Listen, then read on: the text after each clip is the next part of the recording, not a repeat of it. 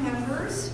I've been coordinating Conversations and Coffee for 34 years. Followed Jack Hanna's wife, Susie Hanna. And I remember inviting Bettye in those early days. And when I see you again, and it's about 3 or 4 times you've been with us, it is such a joy. And we are so grateful. And grateful for your being with us last week as well. Sharing this love and facilitating and making possible other people's art. And you know, you are the artist in jewelry, but you recognize the art in others. And Eric Murphy, next to me, is one of those artists, a courageous artist. Yeah. I mean, let's just look at this. Put that up there. That's courageous.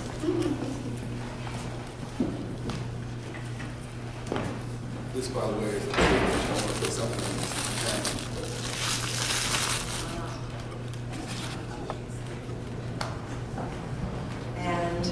We will talk about the works on the wall in the show, and then let's, and Bettye, you chime in anytime as we're talking about Eric, who has had a very, multifaceted in place and time, a life that's like, a painting. Yeah, he says, well, you tell us the story. Yeah, he's an Air Force brat. Tell us the story. I'm an Air Force brat. My dad was 20 years career Air Force, and even though he traveled the world, he would say, I've been around the world 3 times, talked to everyone twice. That was one of his sayings. Over and over, let us know. But we only went to basically 2 bases, and that was California Castle Air Force Base by Merced, California, which I guess is closed now. And then Lockwood is what it was called when we moved here in '63, and that changed to Rickenbacker. So I spent all my, younger years on Rickenbacker pretty much, which was a very fun and safe experience. We had everything there. We had a swimming pool, we had a youth center, and we had sports coming up from probably 12 years old on up. So it was very, the speed limit was like 10 miles an hour and 15 miles an hour in the housing area. So it was very, very safe. Air police there all the time. It was, I think it was kind of a unique upbringing, but I talked to a lot of military brats, and they chime in and say, yeah, that was the best. And you shared with me that you've been to Europe and Paris you loved. Tell us what you loved about Paris. Well, Paris was, there were a few things that, even beside art, that were fantastic. I mean, the architecture, the history, going over bridges where you see this great sculpture, and the thing is, 500 years old, for example. Those kind of things got me. The food, and just the laid-back atmosphere. I was there with my nephew and my son, and they were obviously much younger than me, but we'd get for dinner, we'd get a bottle of wine, and maybe some bread, and maybe some lunch meat, and we'd go sit in the park and eat and talk. Or if we go to a restaurant, the typical attitude was, this is my table for as long as I want to sit here. People would be there for 2 hours, and the waiters and the servers would be right there serving them like it's nothing. Not trying to rush you on to a new, so I can get new tips. It's just the way it was. And it's right there in the street. I mean, the sidewalk is so wide because they had these tables right on the wall. Those things are great. And the art I've talked about for a long time, because the museums, me being an artist and going to the Louvre, for example, spending like 8 hours there was nothing. But it was overwhelming to me. I mean, I wanted to sit and look at each picture in 20 minutes, and there's so many pictures, and then you can't do that in today's time. You have to go back for months to see everything. But I tried. I mean, I walked away and had to get a couple beverages, to calm me down and get me back in the real world, because it was just fantastic. All these things you see, the Mona Lisa, that you only see in books. Well, yeah, I got from probably here to the wall. I couldn't get very close to it because there was a bunch of other people taking pictures, not taking pictures, what they were doing. They were just massed around the thing, talking about it, and you couldn't get very close. But it was still cool to say I saw that, in real life. So those things about Paris just make me want to go back and, being on the Eiffel Tower and looking down, getting pictures of myself and my nephew and my son on the Eiffel Tower. That was just so cool. Why don't we do it again? We did it out of the Cultural Arts Center 2 years ago with Cheryl and Ron Soder. Let's go to Paris. You do Amsterdam, you do Warsaw, you do Krakow. Yeah, my son's been to some of those places. Amsterdam, I know. He's traveled Europe and he's been part of Africa, and there's so much to see. Well, we will see what we will see. Yeah. But that was beautiful, and as in our conversation, we shared the amazing Pompidou Museum, and thought of the Cultural Arts Center. There's something amazingly creative about that particular museum, and it brings to mind the myriad of things here at the Cultural Arts Center, the creativity, there's a bravery about what we do. And Bettye was saying, pretty wonderful place here at the Cultural Arts Center. Huh? You want to comment on that, Bettye? I think you can hear me without the mic. I think somebody might. Let's try the mic. Yeah, let's try the mic. Is that on? Yep. Well, I think that the Cultural Arts Center is an extraordinary place. I remember when it was built. I remember the Cultural Arts Center that was on the east side in the old firehouse. And it was a good space, and it was very convenient for many people. So when this was built, we had a lot of anxiety because we really liked the old place. It just had a lot of character. And so when this was built, we certainly supported it, and it has just done wonderful things through the years. And particularly here in the last few years, I feel that it has grown beyond its means, because so many people take advantage of it, people from all over the city. So it's really a nice place and wonderful programs, and certainly this is a very nice space to show art. Tell us about this inspiration that you have with I Too Sing America, and meeting with Langston Hughes, Renaissance. Well, as you know, and let me say this, Warhol and Wall Street, under the direction of Yogi, won an Addy for, an Addy is like an Oscar. So they won an Addy for the wonderful programs that they had all year long. Last year, I Too Sing America 100. And so it was all over the city, and there were all kinds of programs involved around I Too Sing America. So toward the end, I wanted to do something in terms of an exhibition, and I have one at Ohio Wesleyan that's up now and until the end of the month, and then also this exhibition. There's so many great artists in the city, and particularly a lot of African American artists. They've come here to go to CCAD and have stayed here and certainly are producing wonderful, wonderful art.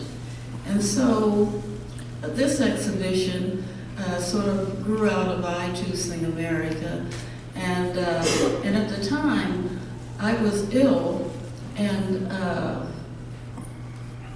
really wasn't able to do justice to having this exhibit. I wanted to take it a step further, but as you can look at the walls and as you view the exhibition, I should say, there's quite a variety that's in the works, and they're sort of mesh with some older artists, like my sidekick.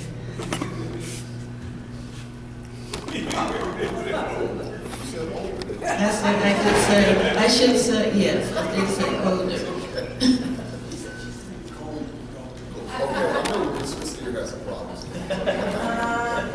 Yes, when you think about, the young artists that are on the scene today, they're, 21, 22, 23 years old, and again, they're producing some good art. Wonderful, thank you. And you have been about facilitating your whole life. And for those of you who did not hear our comment on that last week, Bettye worked for Rec and Parks for 30-some years, then went on to the Martin Luther King Center, worked with children in learning art, worked to bring forward Elijah Pierce's work. Just an extraordinary facilitator while she's making jewelry, an artist in jewelry. And we're just so grateful to you. Yes.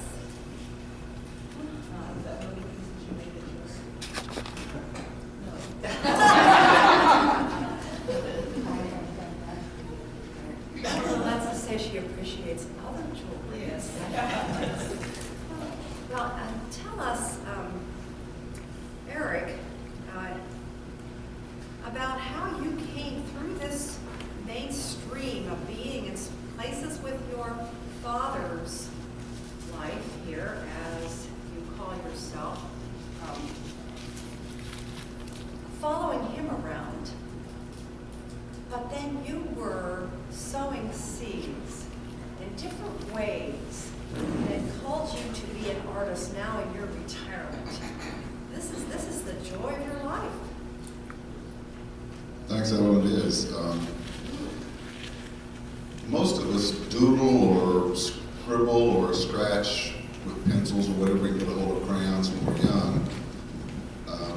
And I can remember, being 4 and 5. My mom says 3 years old I started drawing, but I can remember doodling, kindergarten and stuff, and just enjoying that thing because I could do it by myself. And I had a younger brother who was 4 years younger than me, and Mom and Dad were lavishing their attention on him. I could go to my room or some space and do my art. So, it wasn't called art then. They looked at it and said, "What is that?" But I got a, I don't know if you folks can remember, it was a TV ad that came on back in the 60s. John Nagy's Learn to Draw Kit. And I got one of those for Christmas one year when I was very young. And I completed that probably over and over. I loved that. And so I was drawing even back then. And my dad would occasionally say, "Oh, he can draw," but my dad was an aircraft mechanic. I mean, that was using a different part of the brain, the logic and hands-on thing. And I didn't like working on stuff that way. But over time, I got to learn some things about working on cars. I had to, because when I got married, we didn't have a lot of money, so I had to put carburetors in or, mess with the exhaust system and all that. And that Dad was there to help me for that, so that was cool. But we really kind of branched off when I was maybe 16. I got my first oils to paint with. And I can remember being around that age and doing like a collage at school. And they had a show where they put a lot of students' artwork up. And out of all the artwork that was up, my collage was stolen. Somebody like it stolen. And I was heartbroken. I went home and told my dad, he said, you know, son, that's a great compliment. I want to be like that much, they did that. I thought, well, Dad, that's the way of looking at it, I guess. And so, you know, I went on from there.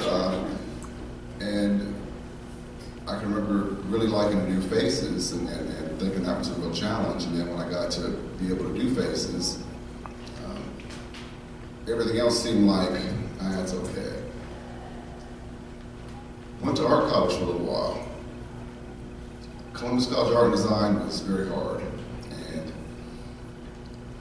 the guys I hung around with were freshmen, and none of them came back. A lot of ladies didn't come back either, but I'm just saying that the guys I knew didn't make it through the first year. I didn't. It was too much pressure for me. The deadlines were just, I thought, unreasonable. And I wasn't used to being graded like that. You know, it was just a weird thing to make straight A's in high school in your art and being under your teacher's wing, and then to go to art college and have one of the teachers look at your stuff and just throw it to the side and say, this is trash, or this is a C, and just throw it. I mean, literally, you know, you spend hours doing it, and they just toss it to the side, go to the next one.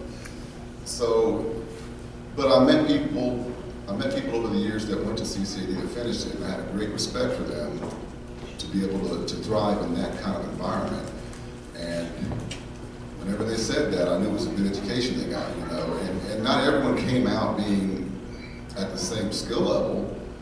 I knew people that graduated from art college who couldn't draw as well as I could draw, but maybe their major was interior design, or maybe it was some other thing, you know, graphic design that was something different than illustration. So that didn't really matter. We're all artists, and I came through the maze or the labyrinth, and the way I came through it, you know, with going to the Air Force Reserve at 22 years old,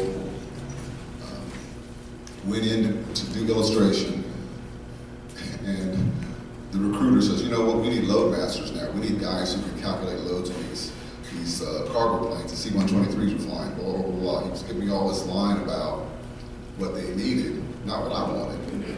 And so I actually changed over to be a load master, and I went and did a couple of meetings, so to speak, and saw that these guys are working way too hard. They want you to work extra time, and I had a regular job. They wanted you to come out Friday nights and work as well as Saturday and Sunday.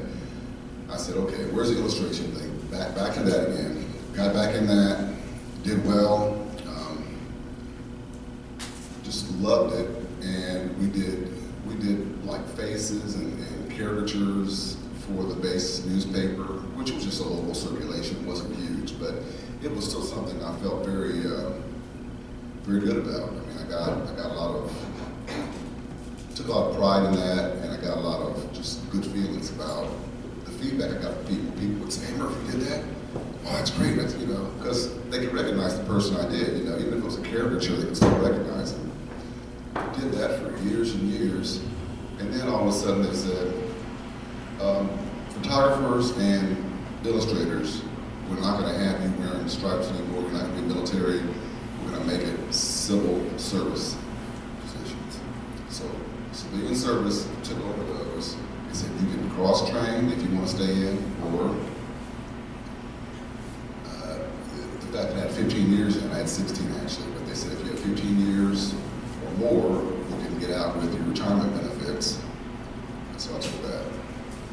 And of course, when you do that, you have to wait until you're 60 before you get any benefits. But I got an ID card. Now I'm past 60, so I got the whole thing. But it was just that, you know, my dad did 20 to get his benefits. I did 16, and then I had to wait 20 years basically to get my benefits. But it's okay. He passed on when he was 55 years old, so that was a sad thing for me. He was a great counsel and a great, he took a a lot of pride in his sons. They got two brothers, and he was very encouraging to all of us. So, but his path always looked good to me because he got out when he was 39. He did 20 years. 39 years old. He's retired and getting his paycheck from the government. He can go do a whole full career. So that looked good to me. I've had 3 jobs basically to get my retirement, so it's okay though. I can still eat. Is that your art behind you there? It's all my art. Yes, I mean, I don't know. It's not all, I shouldn't say. Is that yours, like right below your shoulder? That's a picture of my dad when he was like 18 years old. That's all that? Yeah, I can do that.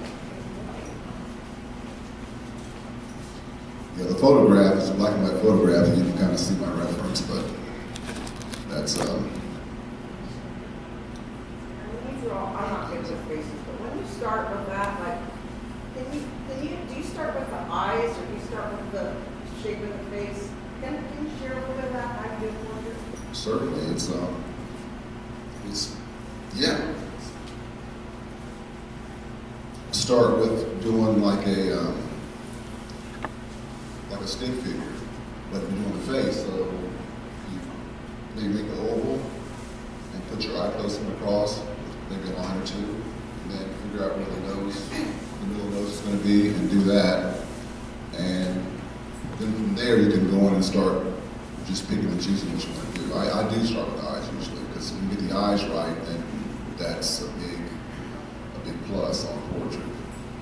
But you know, if he was facing that way, then I'd have to change this middle line. So you really have to do that first, get the structure first, cross, so to speak. The middle and then where the eyes are going to be. And if he's looking down, of course, the eyes might be down here on the head. So there's all kinds of books out there about that. I've got a couple of them at home on how to draw the head and how to draw the figure. And How would you describe this piece next to you here? this is, First of all, yeah, this, is that a reference to the black and white photo of that image? Or did he ever sit for you? Or, I mean, because the coloration and the shadows, I can't imagine you got that from that black and white photo. It's so realistic. Did everybody hear that? is this, she's asking, was this the only reference for this painting, was the photograph? And the answer is yes, but it was a sepia, the photograph was sepia. It didn't have these, whatever I have in there, lavenders or whatever. I kind of love color, so you might find me throwing color in where it's not there, you know, just to give it atmosphere or give it some kind of different feel. I love the Fauvist movement, or Fauvism, where they use wild colors. And even though this is toned down, you don't see it, but that's one of my big influences, is the oranges and the loud greens and the yellows of the Fauvist movement. Yeah, that's really all I use for that. I have done sketches for him, but sketches of him, I should say, in the past from photographs, but I found that when I was inspired. I thought, man, this is, because I got one of him, his sister, and his brother that I haven't finished. I started it, but this is what I finished so far, so. I think he's about 17 or 18, maybe. He was, I was just a twinkle in his eye. Maybe a couple more years. Because he was 19 when I was born, so. Oh, man. This piece, the face part of it is ceramic. So I made that out of clay, fired it, and then painted it. And then a buddy of mine, I lived in Logan, Ohio for 12 years down by Old Man's Cave. And my next door neighbor had like 100 acres, and he would do firewood every season, every winter he'd have his firewood ready to go. And I mean stacks of firewood. So I was helping him stack his firewood, and he was giving me pieces, and I grabbed this piece, and it was a little bigger than this, but it had this pod look to it. And I thought, this is not firewood, I gotta have this, you know. And of course, he had thousands of pieces, so he said, you can have it. And I went home and started taken out some of the stuff that was soft. And as you can see, back, it's still got some of the dark on it. But I just took off enough to make it look That's awesome. like a, It's all yeah, it's a one piece. little piece of wood. I just stopped it. Where's the ceramic in there? Yeah, the ceramic is just the face. Oh, wow. Okay, and then Here it is. I glued it in. Liquid nails, I think is what I used. But then the flowers are metal. And then there's plastic pieces in here to make up the vine work. So it's kind of got a mixed assortment of things. And then, Do you have a name for that? Did you name it? not really. Who's naming it? No, because, you know, I think of things to call it and I don't really have a title. My friend, Russ Updike, who's an artist down in Logan, Ohio, that's his face. His nose is like that, and that's I used him as a model for that, but the other parts I just put together. And then I got this vase from a neighbor and cut it into something I could use, and then the bottom I got from an antique, you can't see, I'm sorry.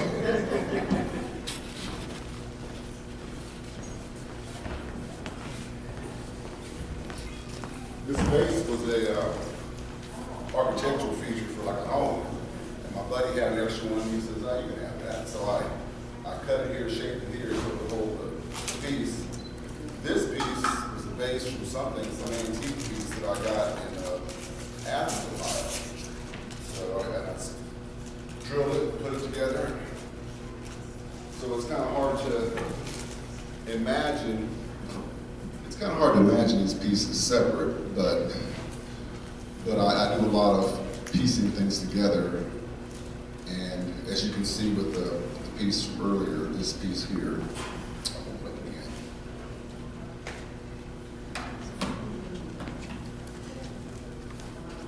So can you talk about your development from sketching and drawing and painting to this 3D that you're sharing now? That seems like a huge leap. Yeah, it took years to do that, but yeah, it was a huge leap.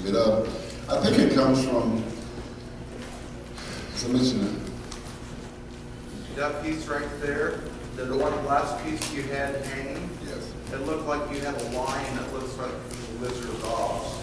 it does look like that from a distance. It's You actually, look at it, you know? it's a guy blowing. I'll bring it over to you. It's hard to see back there. What is this? Is his beard? Is this got a name in it? Texture. I mean, and just something that I thought it really, thanks for asking, because It doesn't get thinking that when we go somewhere like a yard sale or a store or just going to the junkyard, pick up all that wonderful stuff. yeah, I do. Take your lines, just clicks and clicks and clicks. Yeah, this kind of is like an angelic figure with the halo and the wings, and it's got pleasure seeker, this little thing here. It's almost like the measuring. It's got a lot going on that I really I hesitate to talk about. I get a lot of emotional feelings from that. You know, it looks like wars. Yeah. And the 7, you know, a lot of meaning to that. Thank you for that feedback. This is a while I'm here, this is my piece too over here. Another one, you know, that's like an assemblage. So what happened is, I think by the demand on me, my first good job, I was telling Ellen earlier, was at NCR. So National Cash Register. I repaired cash registers and small computers. And they taught me the electronic part and everything else I needed for the training on machines. But I worked with my hands, logical, had to troubleshoot problems, fix things on site, and all that. And I think, and they even called us field engineers for a time. So I think from that, I think I had a desire to do more than just paint on flat two-dimensional surfaces. I wanted to do something more palpable or, you know, something I can grab and feel. Right, more sculptural, that's exactly the word. And I loved clay. I did some clay work in high school that I liked, but never got into ceramics that much, and I really, or carving. So I think when I was in Logan, down there 12 years, and you find all these weird things. I mean, from skulls of animals to snake skins that they just molted and you know, slithered away, and they're laying in the driveway. Got in one of those. To strange looking wood formations, branches of trees that look like something with arms, you know, just, and that doesn't sound that weird, but when you get like a white one that looks like a Y, it has a little, it's just weird. And I've used that on a piece that I got in my studio now. It's just, so over the years in Logan, they kept dropping off things, giving me things. Here, this looks like something you might use. I loved it. And I had storage space down there, and I kept, you know, putting things in, and then we moved. And I find myself in, yeah, I got a space over here at 400 West Ridge. I got our condo up in Little Turtle. This basement, it has carpet, which I hate having carpet because I don't want to paint and it's going to mess things up. But it's there. And so I went from really having a home that had almost, well, it did have a whole floor in my basement. I had a workbench on several walls. We had a round home. It wasn't actually round, it was 13-sided. My basement stored a lot of the things that people donated to me. And then upstairs, I had half the upstairs floor. We had a regular level and the upstairs level were bedrooms, but the upstairs level had half, cut in half with me, having probably, I don't know, 400 or 500 square feet of just studio space with huge 5-foot windows. Had three 5-foot windows in the area, so it's beautiful. We had a deck. I didn't even start talking about this. That's what we had. Anyway, yes, ma'am.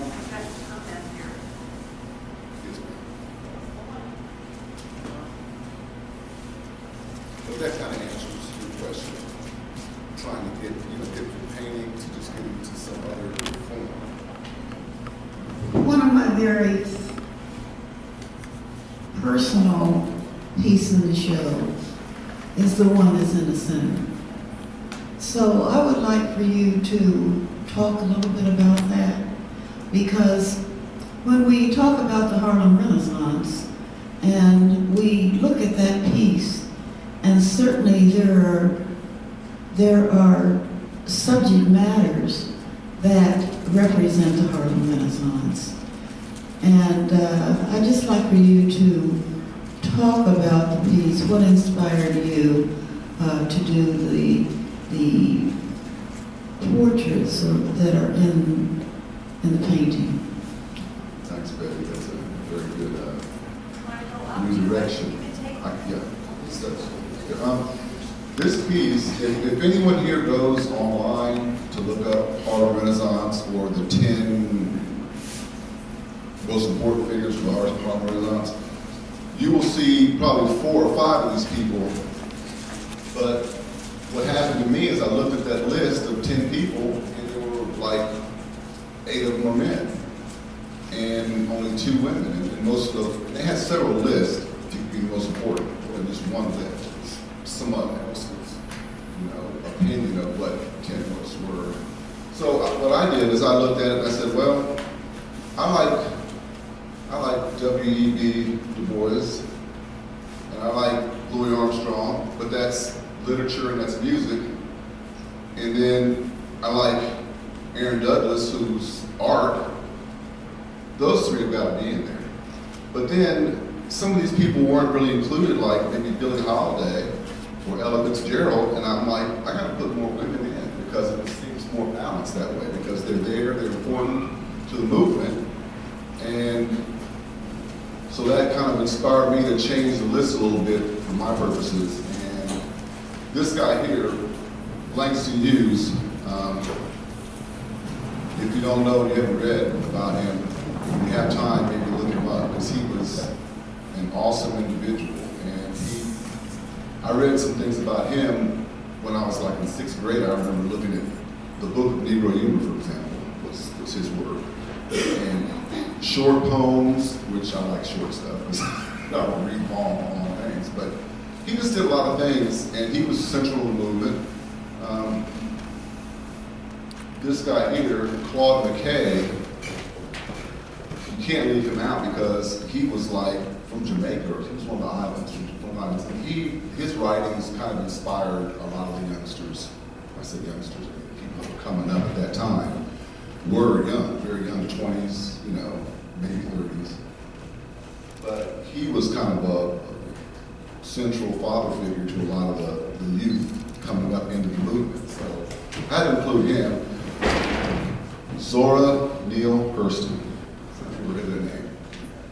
Famous writer, and I found several pictures of her, and I didn't like them, and so finally I just started putting different things together, and giving the eyes a little bit of maybe dark circles, because I saw some of the photos of her with that, and I just kind of changed them around a little bit. But that's why I did this, because this is kind of a legend to this map. This is kind of a, whose face is it, So, because I probably wouldn't know if I looked at Zora Neale Hurston, I wouldn't know this is her. I might not even know this is Josephine Baker. Don't touch. Oh, sorry.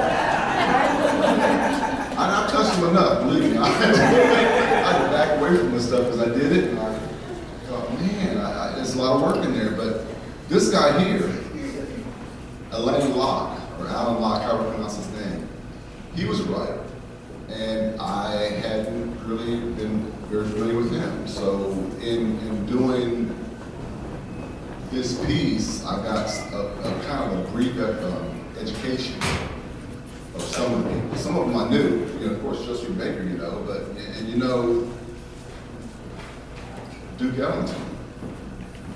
And that's who that's supposed to be, but someone said Cab Calloway, and I said no. It's not Cab Calloway, isn't it? Did you compose this all at once, or did you do them one at a time?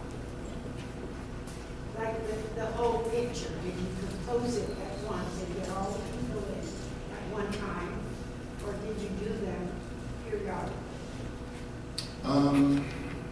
I guess I could say that a little bit of both, because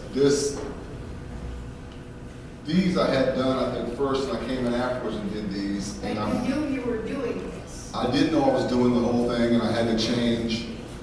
These colors are kind of the black nationalist colors, red, black, and green. And so I wanted them in the painting, and then I found that wasn't enough of a breakup of the space to make it look attractive. I had to go this way with the same color, so it kind of, a little bit of a challenge, but yeah, I had to figure out a way to make the faces look right on there. And the composition is about. thank you. I can't see what that street says, but what does that mean to you? Oh, that's Broadway 125th. That's one of the signs in Harlem of a main drag in Harlem, main corner. So yes, that's why I put that in there. And this is also a bridge in New York right here, a bridge. Folks from photographs. I don't think I've ever been to those places myself, but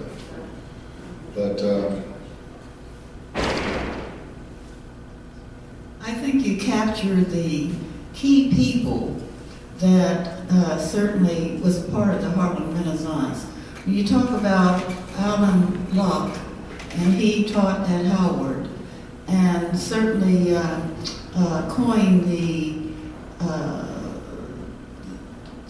phrase, or talked about African American art being viable, because remember that was back during the time of the 20s, and so he was thinking that there needed to be a black aesthetic, and talking about a black aesthetic is painting and drawing and sculpting from your own personal point of view.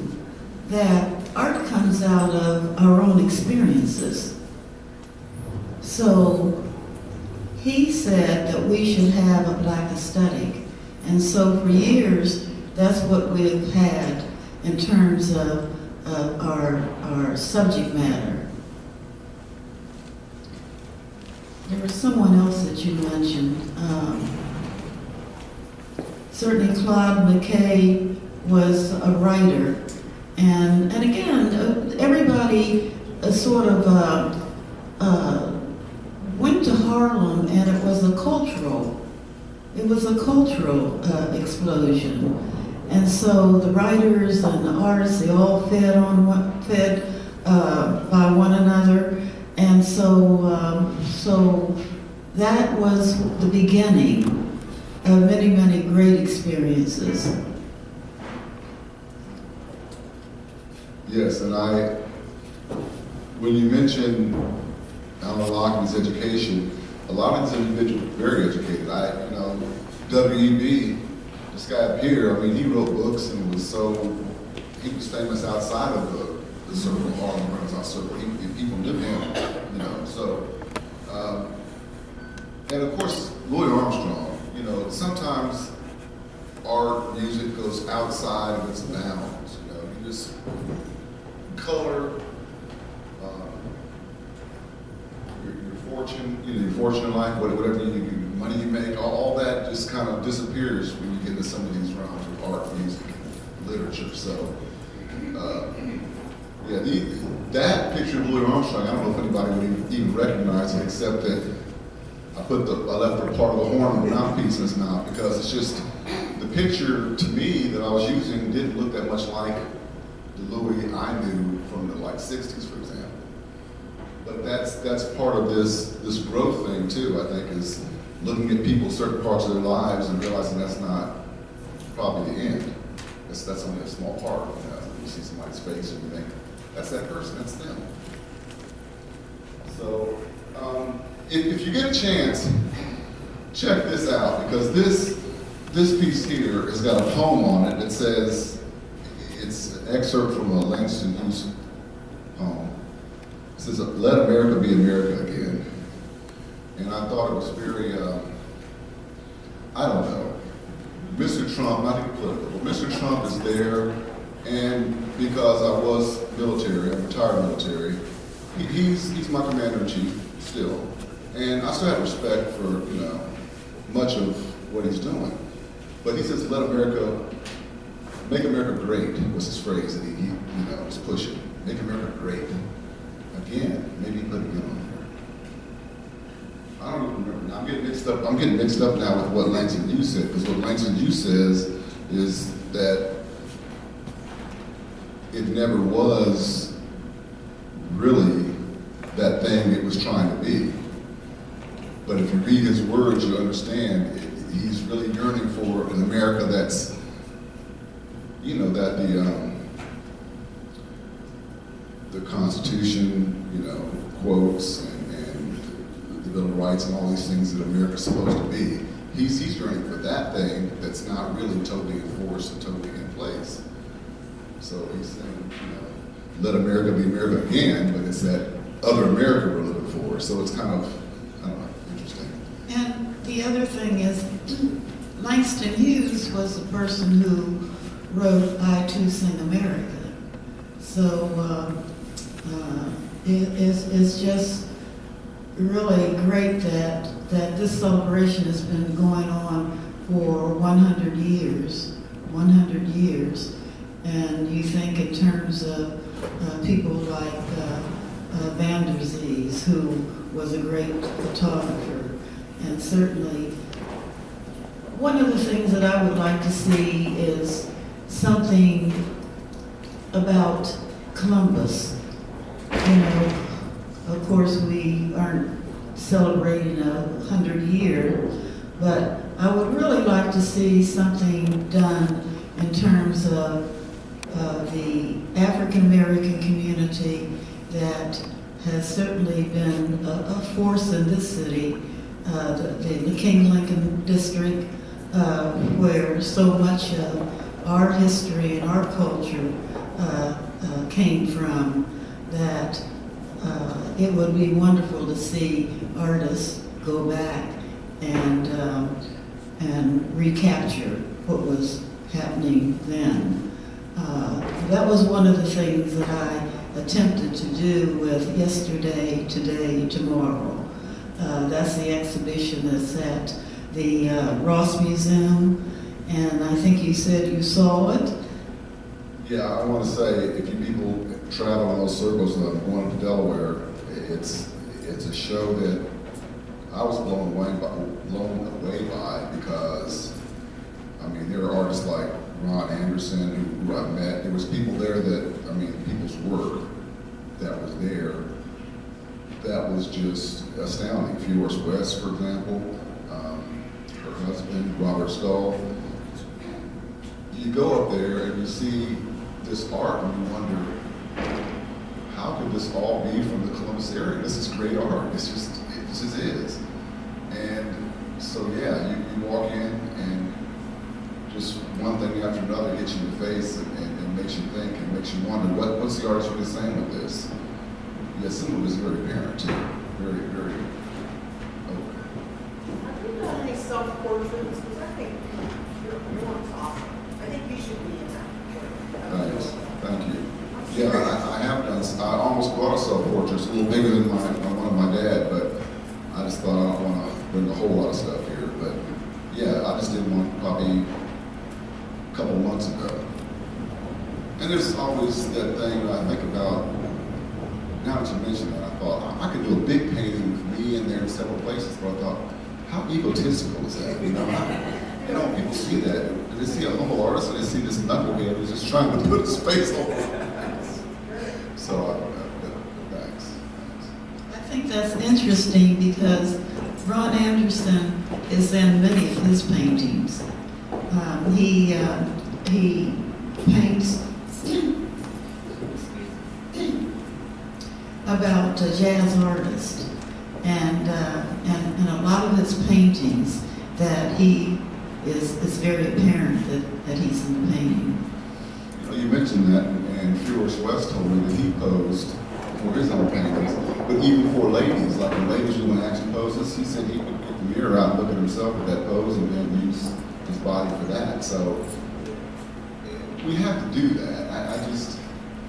I got 4 or 5 paintings that I call my unfolding vision, and it is a self-portrait. It's 5, I did one maybe 10 years ago, the next one a couple years later. So there's these 5 public paintings, and one of them is big as that. And I've got another one in the works right now that's even bigger than that in my studio. So I'm doing it, but I don't know, I'm not, showing it's a different thing. I love Norman Rockwell, and I think you're like a Norman Rockwell. Thank you. I think you're awesome. Thanks.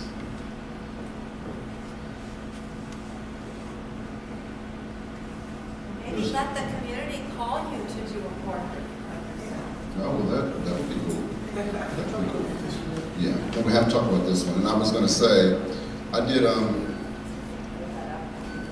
well, I wasn't, okay, if you want to, but I did an early sculptural venture. I met a lady named Spirit Williams who carved down in Logan. And she gave me a piece of apple wood, which is hard to carve. And I was going to do Abraham, Martin, and John, stacked one head upon the other. And I started it, and they even did a little article in the paper there, the Logan Daily Times, of me with my very crude sculpture, carving.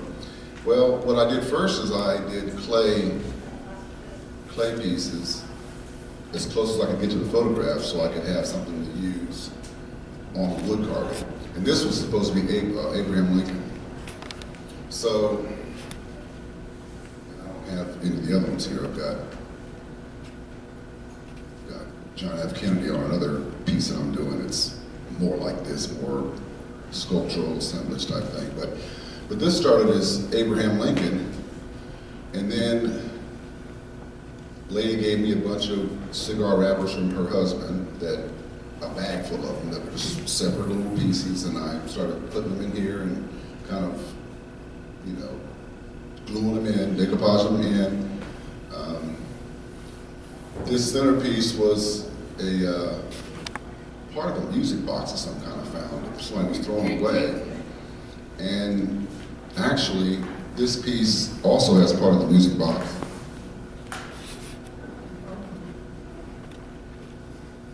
But I painted that one a little bit, but that red finish tells you it was something else before I got hold of it. But I cut it down and made it to work on here, and then I took pieces off here. But I got electronic circuit boards in there, and then photograph. There's actually a lot more going on here than I thought there would be when I started it. I mean, this piece broke off of a larger piece of rock that I actually bought for my granddaughter. And it broke, and I thought, what am I going to do with that? You know, I didn't throw it away, but I put it on there. So this is a cardboard number which you can get at craft shops, I think Joanne Fabrics or whatever. I just painted it so it looked metal. But the photograph, I got one here too that's kind of hidden. When I was in Logan, there was a gallery down in Nelsonville that I was a part of that I used to show my things at. And there was a sculpture, a guy that did like bronze statues. He did like dancing women and that kind of thing. I took a picture of his sculpture. And there's another picture down here of his sculptures. And I should use those on there because sometimes it's hard to figure out what to fill these things with, you know, what has meaning to, you know, not just me, but maybe it might hit somebody else emotionally, like you say, you know, or, you know, it would be an effective piece of art. So anyway, that piece is just, I wanted a head, and then I like the wing or arm effect, even if it's, you know, not a full effect, not full arm. And then, of course, you can't put a 6 or a 9 on it, so it's red away. It has to be done differently. Well, it could be that too, but that's why I did it that way, because you could interpret it differently. I don't want it just to be a 9 or a 6. You know, I want it to be something that makes you wonder, what does it mean to me? You know, what is that? So that's what that is. Now, thank you. I like the watch band on the back too. Well, that was, yeah, and you know what? that works on regular things to hang. These are cigar boxes, by the way, that I used, but that didn't work on this little ball back here. I was trying to hang it over here, and it wouldn't work, so it looked cool. I was just thinking of the number of professors and teachers we've had from Columbus College of Art and Design, and how they would be so excited with what you're doing now. In contrast to your beginnings there, where you didn't feel the encouragement, but it's truly there now. Well, and Ellen, in all honesty, my experience at CCAD was a good experience. I met some teachers that we really clicked. I mean, personality-wise, and some of them, like one guy wanted to take mentors on. He said, I showed him one of my 3D sculpture models. We had to put together clay before we went to the wood and did it. So I had this clay thing up, and I was talking about it, and he says, oh yeah, he says, you hang around long enough, you might be a teacher here, you know, and I'm like, that's a great compliment, you know, and my English teacher liked me, you know, and my best grades there were English, not art. So it's like, okay. So I had a good time. It's just that the requirements they had to make and demands they made on me professionally, I couldn't live up to. I really had a different situation. Most of the guys that were freshmen were living on campus. I was the oldest of 4 at home. Dad was in Guam on his tour duty, and Mom was there working a job. So I'd come home, I had to like fix the meals and do the thing. And if I was a big sister, I might have did it better. I hate to say that, but that's not sexist. That's just, I think there was something about those duties that didn't feel right to me. I mean, I just didn't like cooking, and I had to do that, you know. So some of the things that I encountered at CCAD were really, you know, colored by my own home experience. I could have done better if I'd lived on campus, I think. But I had a lot of stuff going on at home. Had a girlfriend, you know, had to spend time with her. The homework was just insurmountable, but you could do it. You just had to stay up all night sometimes to do it. And I had a part-time job. I just did different things. it's all good now, because I think you're right. I think they would look and say, oh, you're doing this now, that's cool.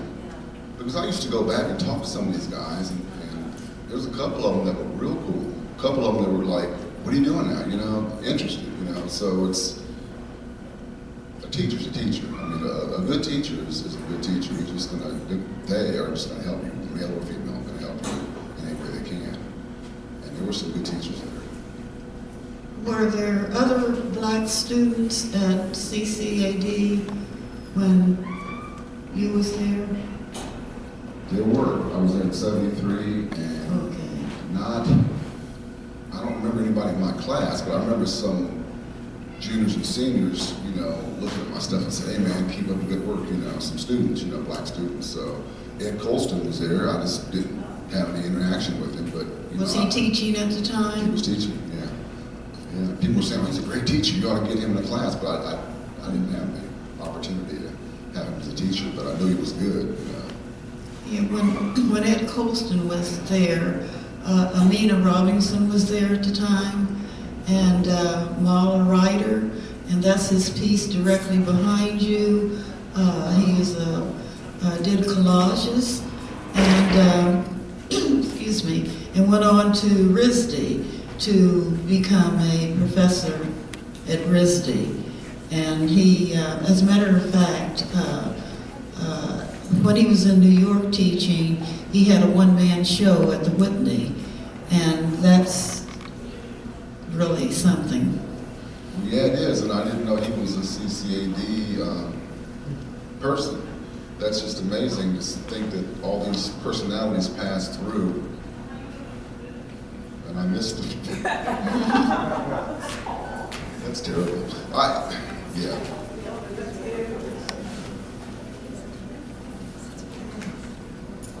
I was just reflecting how exciting it is. Thinking back, we had Fioris West for Conversations and Coffee. We had Ed Colston for Conversations and Coffee. We had Amina Robinson for Conversations and Coffee.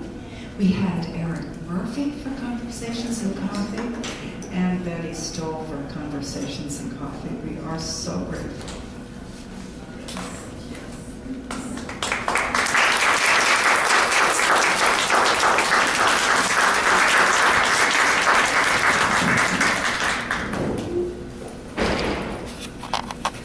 The Columbus angle, or the Columbus subject as a center for artists and history